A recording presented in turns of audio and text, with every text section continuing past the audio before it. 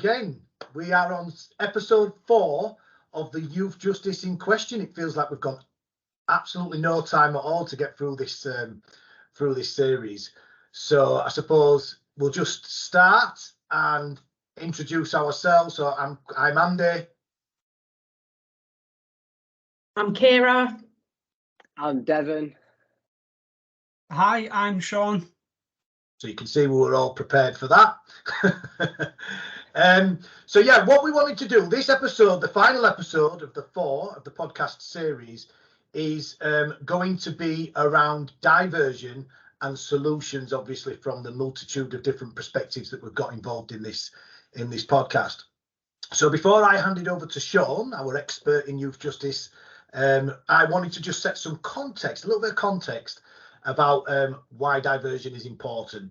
So what we do know in terms of the data is that in 2011, and this is according to the youth justice statistics, we had, in terms of first time entrants, so that means children coming into the youth justice system at the lowest possible level, around 45,000 first time entrants that got youth cautions, etc. in 2011. And as we sit here today, that number has dropped to less than 10,000. So that is a significant drop, almost 85% of children coming into the youth justice system at the very lowest level. Interestingly enough, and I'm not going to give you the answers to this, but at the same time, in 2009, we had almost 3,000 under 18s incarcerated. And at the moment, as we stand today, we've got less than 500 children under 18 that are incarcerated in this country, which means the less children are coming into the system inadvertently means there are less children going to custody. And we're going to kind of tease that out a little bit in the conversation today and hopefully come up with some solutions from our perspective. So I'm going to hand over to Sean, who's just going to talk a little bit about diversion and kick us off. Thanks, Andi. Hi, everyone. As Andi mentioned, this is our final episode for this series, and it's focused on promoting diversion. So according to the YJB, that means promoting a childhood removed from the youth justice system. It also means using preemptive prevention, diversion, and minimal intervention. And we will be talking about those aspects as part of this episode, sharing some insights into those aspects. The YJB also say that our work minimises criminogenic stigma from contact with the system as well. And again, just to add to Andy's points there in terms of context, our first episode focused around the first child first principle, seeing children as children. And that's important for a number of reasons, particularly because it's really important that we recognise their particular needs and their rights and their capacities, but crucially also their potential as well. And the argument is with that principle that all work should be child focused and developmentally informed according to the YJB. And as we said as well, this is these are evidence-based principles. So Stephen Case and Anne Browning produced a document summarising the evidence base for each of the principles. And then in the second principle, we discussed promoting positive strengths-based opportunities to facilitate this focus on pro-social identity for positive child outcomes. And then in the third episode, we looked at collaboration with children and the importance to, where possible, to co-create interventions, and particularly putting front and centre this focus on the power of lived experience. And lived experience is going to be a key feature of this particular episode as well. So in terms of the principle on promoting diversion, I just wanted to highlight a particular point to hopefully facilitate some discussions. And it's a point that we've alluded to before, that it's important to see desistance as a concept, albeit like many concepts, it's a contested concept, but it's important to see it as a gradual process. and what can facilitate desistance. So that includes promoting positive outcomes and improving children's experiences, for example. What's key there, and we'll be having some discussions on this, is relationship-based practice. That's a key feature in all of the principles, really, this focus on relationship-based practice and promoting positive outcomes. And what's key as well is trauma-informed practice. So that's key in relation to diversion also, because this is something that we say at Peer Power, the social justice charity, is that our main focus should be to help young people to heal. I think to me, that's really important, that we help young people to heal, because unfortunately, so many young people have experienced some form of adversity or some form of trauma. But crucially as well, to me, trauma-informed practice should be about helping young people to thrive and to achieve their dreams. So yes, of course, it's helping young people to heal, and that's a key part of it. But it's also helping young people to thrive, helping young people to achieve their dreams. The other point I just wanted to say as well on promoting diversion is about structural inequalities in society, that actually it's really important that there is funding and investment in these health, social care, educative services. If young people are being diverted away from the system, then it's really important that those services are funded and available there for young people to help and support them to address their particular needs. So yeah, those are just a few points in relation to the promoting diversion principle. So I was just going to hand back over to Andy, and we'll go from there, if that's okay. Okay, thanks for that, Sean. Yeah, so I think the best place to start for this conversation is to just hand over to you guys, Kierra and Dev, maybe starting with Dev because you're off mute. Sorry. But what does, so thinking about everything that's just been outlined there by Sean, I mean, do you think diverting young people away from the youth justice system is the right principle, and why do you think that, I suppose, if you do? Yeah, I mean, it's a hard one really, because like the ultimate question is like if it was 100% effective and rehabilitated every single young person that come into it, then why would we want to steer young people away from it? And that's sort of the $1 million question, really. But steer people away from the system, but we also want to ask them same people how to improve the system. So I feel like we're in a bit of a catch-22, really. So in terms of diverting people and sort of young people who we work with, I also think it's really important that we kind of include them young people and bring them young people on this journey with us. So in terms of like asking these young people, where they figure the youth justice system's at, but also instead of sort of asking them about their experience and taking a little bit about their wisdom, I think it's really important that we actually give them people the opportunity to be a part of this process and sort of use their experiences and knowledge along with the skill sets that we can train them in terms of working with young people. I think that's one sort of way forward, but I know I'm kind of jumping ahead to solutions there a little bit. So yeah, that'd sort of be my answer for that before handing over to Kierra.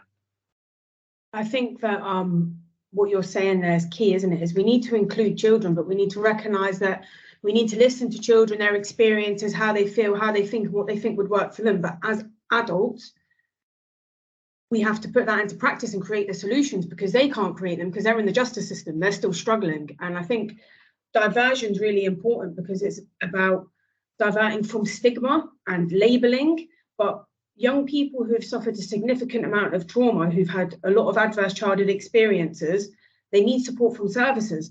Because like Sean says, we need to help children heal and recover and thrive. And they need support from services, but they need support from services that are child-centred, that are thinking about what that child needs and looking at them individually and recognising the process. And sometimes it takes lots of people on that process and that journey of healing. And it's about supporting the young person on the process and staying with them and getting the right people involved at the right time, instead of let's 20 people jump on this one person, because it's too much, it's overwhelming. One person needs to develop a relationship first, and that person then becomes the bridge. to building the next relationship. And then we start to see children heal and recover and start to, you know, like Andy said at the beginning, statistically, children stop offending. Children stop offending, but really, really traumatized children who don't get the right support continue to offend and end up in prison as adults. So by diverting them while giving them the right support, it's about diverting from the labelling and the stigma and the risk assessments and all that stuff that comes within being in youth justice and keeping it relational. Like, for me, that's what the diversion means. And then as adults, we need to listen to young people, and that's where we start to create solutions. I don't know what you guys think about that. Yeah, I mean, for me, to some degree, there's an interesting caveat to the reduction in the number of children coming into the youth justice system, I think, in the sense that if there is a significant reduction in both first-time entrants and children being sent to custody, inadvertently, then that means that probably, potentially, it's the most complex children with the most kind of challenging environments coming into the youth justice system. So I suppose, and either of you can answer this question, including Sean, but then if we think about the child first tenets that we've gone through throughout this episode, there seems to be maybe a little bit, there's some tensions in there in terms of building a pro-social identity for some of those children that are experiencing the most challenging environments in the country, let's say, against bringing them into a youth justice system that's predominantly based around risk assessment. So I'd just like to kind of get people's thoughts about, can we manage that tension within a youth justice context? Is that possible? Can we build pro-social identities for children whilst bringing them into a youth justice system, as Kierra said, that we know has a stigmatizing element to it? So I don't know, maybe Sean, do you want to touch on that maybe? See what your thoughts are? Yeah, well, I think like it's important to note the work of McCarra and McVeigh that highlighted that the evidence at base suggests that a model that should be adopted should be maximum diversion and minimal intervention. But in practice, as you've alluded to there, Andy, in practice, there are a number of challenges with regard to that. Because, for example, if a child's being diverted away from the system, but the local youth justice service, youth offending team are involved, they may facilitate an asset plus assessment. And now, to me, that might be somewhat unnecessary, completing a thorough, comprehensive asset plus assessment when a child has been diverted away from the system. And as we know, as you said previously as well, like that assessment, unfortunately, is still too deficit based. It's too focused on risk, and it's not focused enough on, as you've said, like the self-assessment component or children's strengths, etc. You know, in my view, it does need to be overhauled, the Asset Plus, but what we also need is some better assessment system put in. I know that the YJB have done work around this, but there needs to be a better assessment tool introduced, particularly for those that are being diverted away from the system. Yeah, so that's sort of my point on that. And then I think just a related point is that, so evidence-based practice, these principles are informed by evidence-based practice. What's crucial is that we also acknowledge as much as possible the power of lived experience, and that we acknowledge as much as possible professional expertise. I facilitated an activity based around this with my students recently, and it was around how practitioners and professionals make decisions. And we looked at some of the key criteria. One of them is to do with consulting the evidence base as a key criteria. Another one is to do with gut feeling. Another aspect of the criteria might be to do with listening to the service user in terms of their needs and their wants, etc. And ultimately that led to fascinating discussions. And crucially, what seemed to be quite clear is that it's not solely the evidence base or the so-called evidence base, it's the lived experience and it's the professional expertise. that's really important, and I think we need to highlight that as much as possible as well, in terms of diversion for those that are diverted away from the system and the decision-making process for that aspect, but also in terms of those children that are brought into the criminal justice system. Because I think there's probably a number of factors for why there's been a reduction in the number of children entering the system. I think austerity has a part to play in that as well, but also professionals and others actually realising that, as Kierra alluded to, that actually for a child, a young person that commits what's considered to be a relatively less serious offence, that actually it's better to keep them outside of the youth justice system because of the stigma, labelling, etc. It's better to divert them and keep them out of the youth justice system. But actually, a risk factor for further offending, and some practitioners listening in may or may not be aware of this, but a risk factor is actually a young person acquiring a criminal record and being processed through the system. That's actually a risk factor for further offending.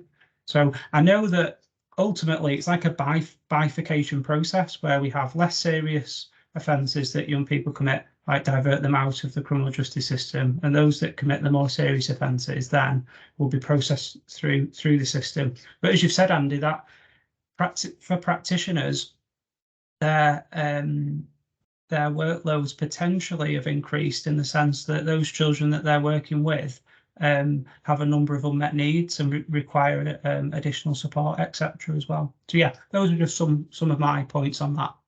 When it comes to risk, what we should actually be focused on is safeguarding. We should be focusing on safeguarding children and young people instead of looking at all these risk factors and putting them at, rag rating them for risk. What we should be looking at safeguarding. How do we safeguard this young person? What was their environment like? As you mentioned there, that the unmet needs, and to help young people, we need to be looking at that and their well-being, and how do we support them to see that they have more than just the choice they think they have in front of them, because they don't recognize that. They don't recognize that they have more than one choice. I know as a child, I didn't recognize that I had more than one choice. This was the only option I had. I'd been excluded from school after school. I'd been arrested over and over again. I lived in care. I'd been in and out of custody since I was 13.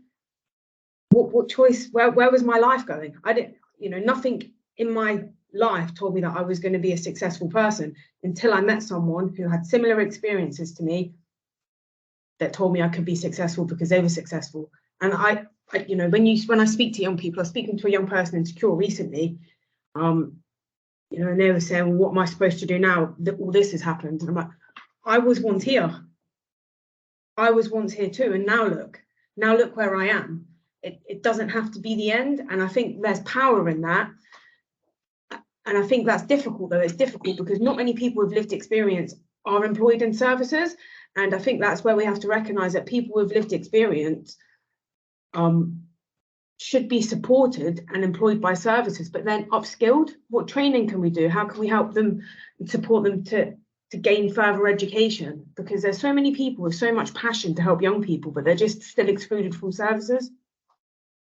Yeah, I mean, I think that's a really interesting point. So obviously I've worked in youth justice services for 15 years, and I think we have this conversation about why is it that the youth justice system, it's pretty well represented in literature, but it's also just basically common sense that if children can see somebody that's been through some of the similar experiences and they can resonate with those experiences, and that person is a visual example of the change we expect to see in those children, that just is a tool for somebody to go on and desist from further offending and have a better outcome.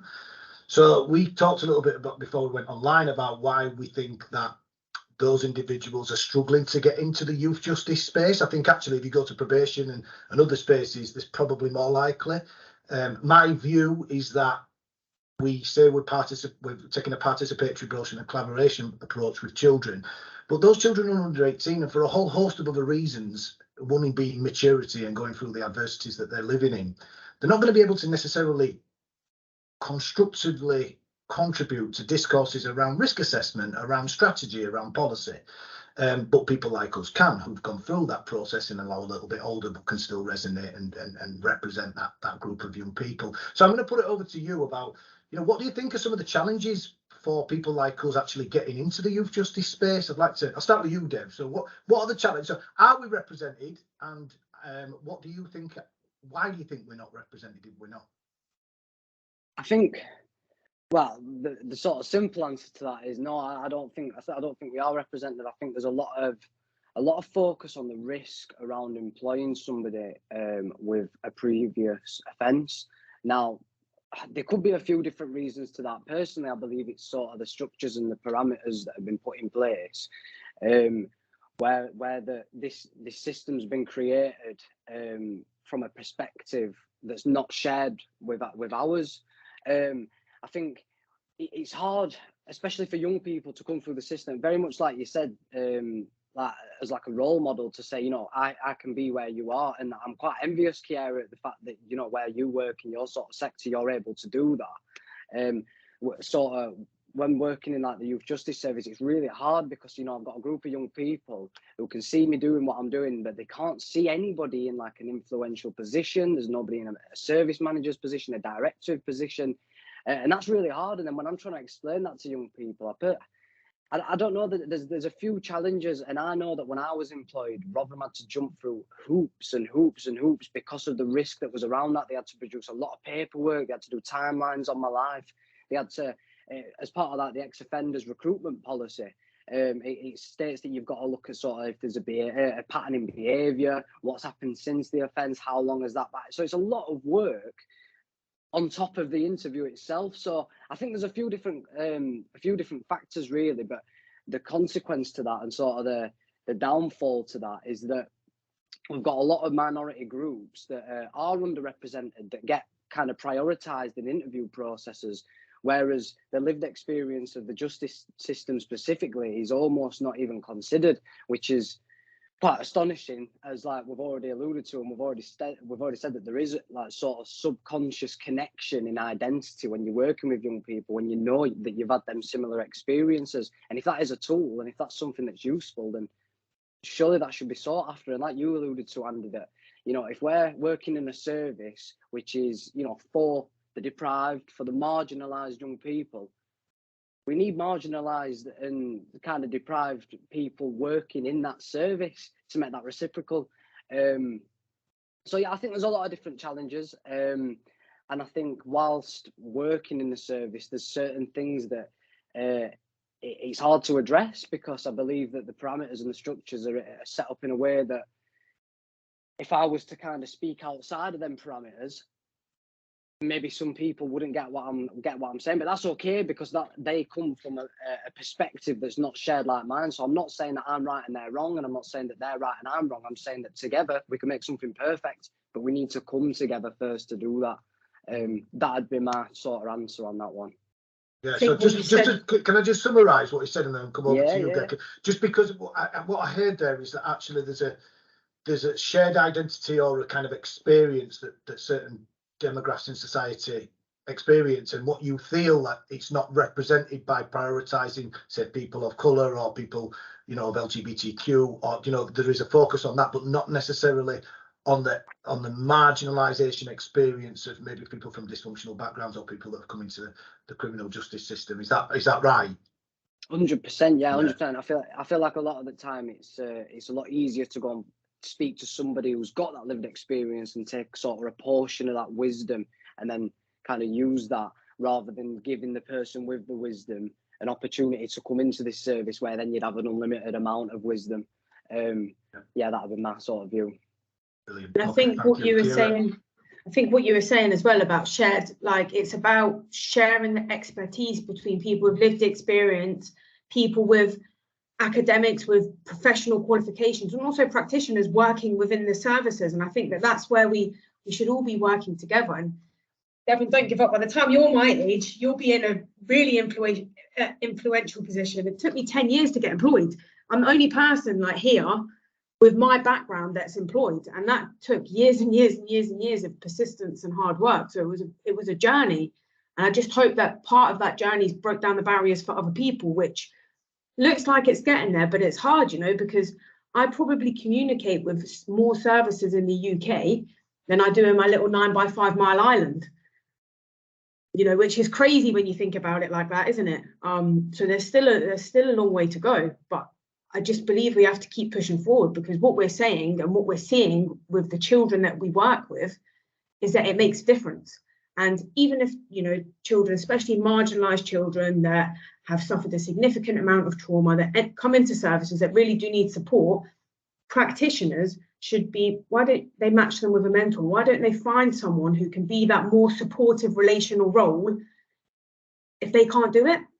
There's nothing wrong with that, is that? They can take care of what they're supposed to do for their role, which is court order. But why don't we find people, find sports clubs, arts facilities, drama classes, you know, all these different activities which some young people won't go to, some might need a lot of encouragement to go to, and some might need someone who's not part of a service that's connected to court to develop a relationship with them to help them get there. You know, there's so many different areas that could be looked at to help these services be more effective. But I think people become challenged by lived experience. I think they see us as a threat. I think they find us quite difficult because we're usually quite straight talking and passionate. And then comes the risk. And, you know, like my friend James Doherty always says, it's about compassion assessment. Where's the compassion assessment? All I hear is risk assessment, but where's the compassion assessment? I think we talked a little bit about that before we went online as well, about measuring that relational experience. I mean, I'm just listening to you guys speak, and what I'm hearing really is about what does community look like to a marginalised child. And I think if we're asking a marginalised child to make steps in any direction, they've got to feel safe to do that.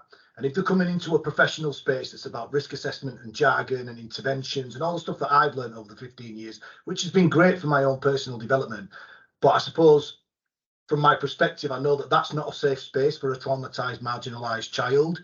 So it's going to make them feel scared to come in that space. So the question for me is about the system is, how do we hold those children's hands and make that environment safe for them? And I think for me, and what you guys have ironed out, is one really good tool to do that is by recruiting people that have lived and been in those spaces as adults in the youth justice system, to make that space feel safe. But I think you made a good point there as well, both Devon and Kierra, is that it's not about right and wrong, it's about perspective. And if there's a pushback against certain people with lived experience in certain spaces, I would argue the reason that's happening is because there isn't enough of those people putting that perspective forward. So it seems like it's a bit of an alien perspective, and it's not integrated into the strategy or the policies of that service. I mean, we talked a little bit again before we went online, and in recovery services and mental health, they've made significant strides in these services, but in the criminal justice system, but I would argue particularly the youth justice system, we're nowhere near catching up. And it sounds like what you guys are saying are really important. So that's a significant solution we're saying it would be an important step in the right direction. I don't know whether you've got anything you want to contribute, Sean, because we've got a couple of minutes before we need to wrap up, but I'd be interested to see what your thoughts are, because I know you did a paper about Are We Listening, which kind of covers this area really, doesn't it?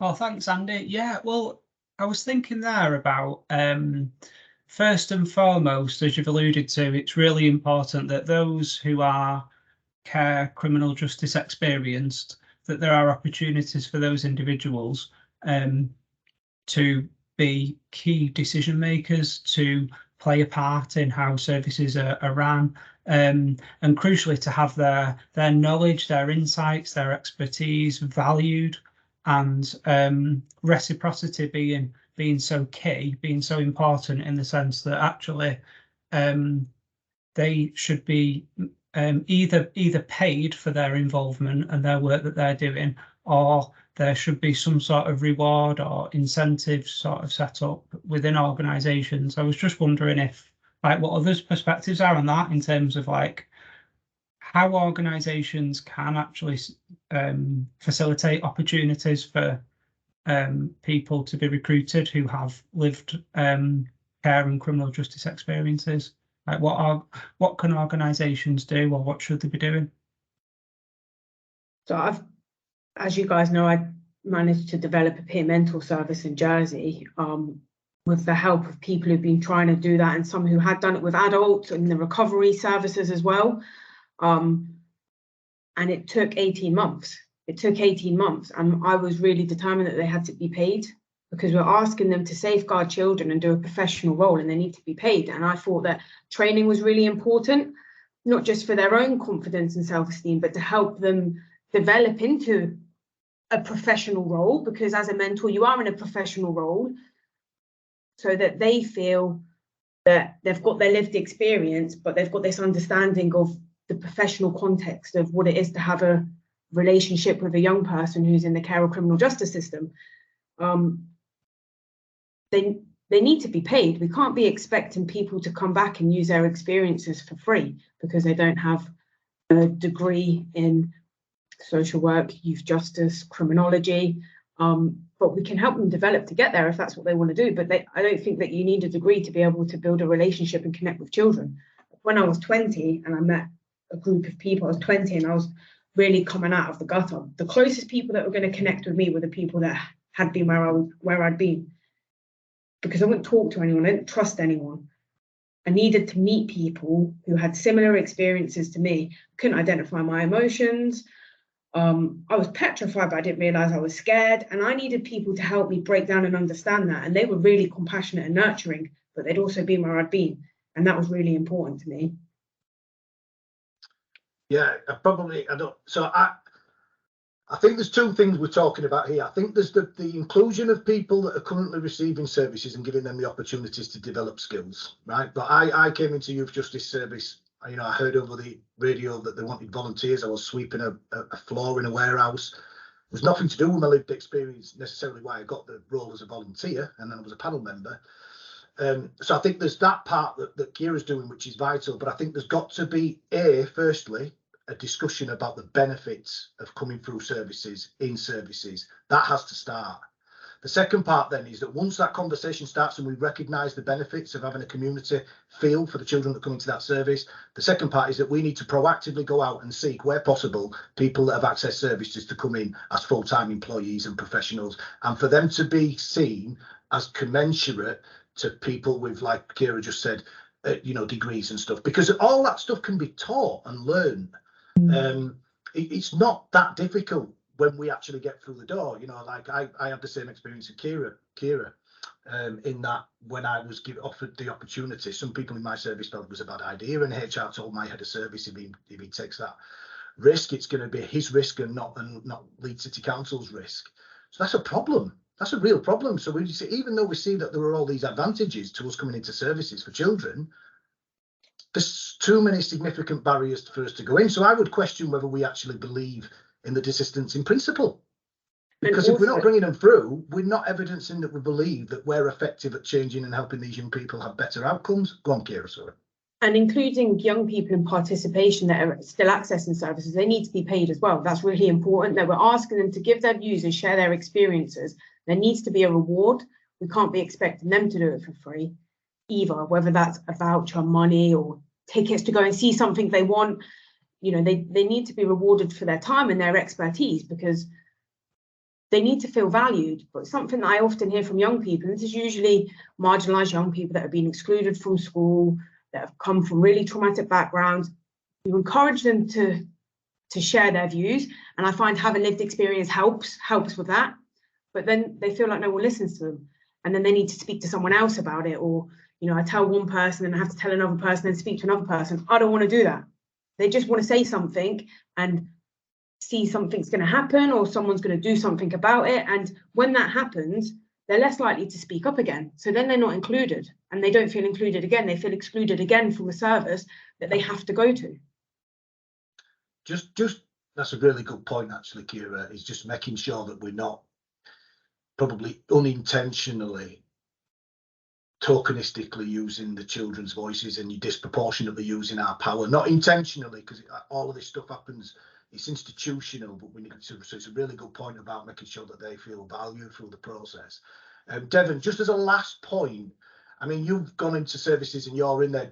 Does it make a would it make a difference to you if you felt you had, because you were talking about representation, so would it be helpful for you to feel that there was more people that you feel represent your background and experience in working alongside you in the space that you're working in now?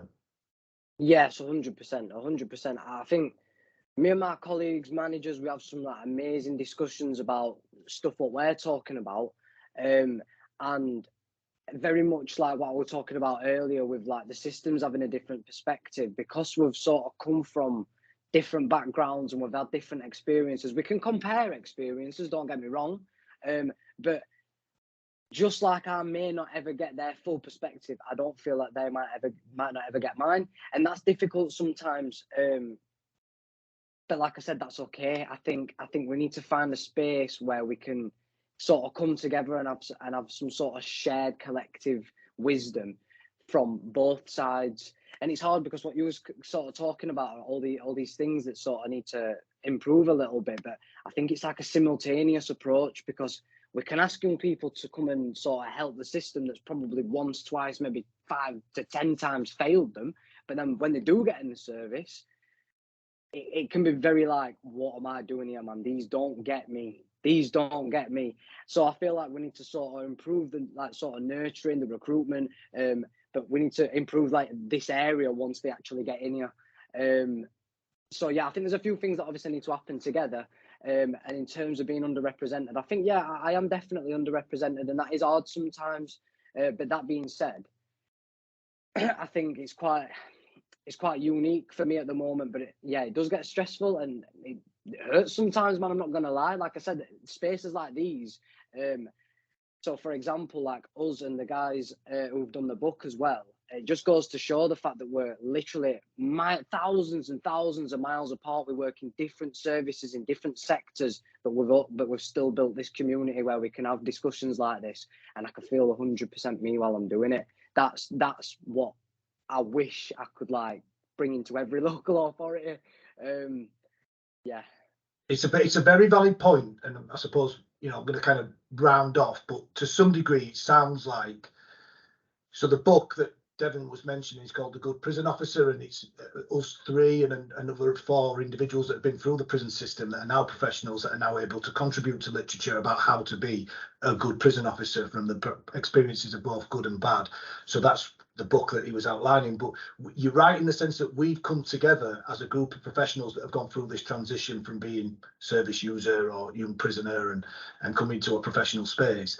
So if it's important for us as professionals to galvanise that community capital, that developing those relationships through a shared experience, I suppose it goes back to the title of Sean's paper.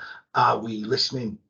You know, are we listening to the voice of people that are saying it's important perspectives to have into services? It's not the only one, but it's an important perspective to have when you're developing strategies and policies. So I suppose the concluding bit to this podcast is that youth justice services have got a step in a certain direction to employ, recruit, and include at all levels of the system people that have experienced youth justice services that you guys feel can represent the voice of children and young people in services.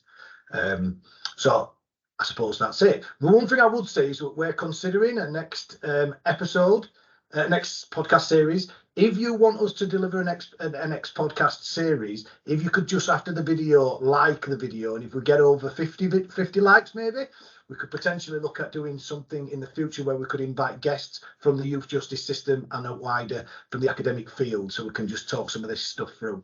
But I wanted to say thank you guys. I'm sure everybody on the call wants to thank everybody for listening. Thank you, everyone. Thank you. Thank you, Take care everyone. now. Thanks. Catch you later.